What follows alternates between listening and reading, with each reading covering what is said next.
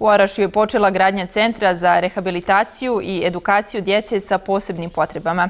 Finansira ga japanska vlada putem ambasade u Sarajevu kako bi bio riješen jedan od ključnih zdravstvenih problema ove sredine. Na području općine Orašje primarni je problem u pružanju zdravstveno-socijalne pomoći za populaciju s posebnim potrebama.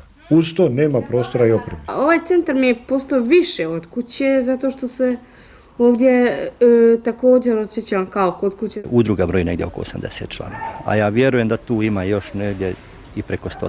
Prije 10 dana počela je izgradnja centra za rehabilitaciju i edukaciju djece s posebnim potrebama koja bi trebala biti završena po sistemu ključ u ruke za 4 mjeseca. Objekat je cirka 25 puta 14 gdje je predviđen cjelokupan sadržaj. Ja mislim da će se napraviti ogromni pomak što se tiče djece sa posebnim potrebama. Tamo će se odvijati neki rehabilitacijski tretmani koji do sada ovdje u ovim uslovima nisu bili mogući. Općina Orašje dala je zemljište, međutim i pored toga nedostajeće oprema potrebna za rad centra. Neophodno je da imamo i rehabilitacijski materijal, spravi didaktički materijal koji za sada nemamo. Ja bih apelirao ako ima bilo koji potencijalni donator da nam to donira. S novoizgrađenim centrom znatno će biti poboljšan odnos ove sredine prema osobama s posebnim potrebama.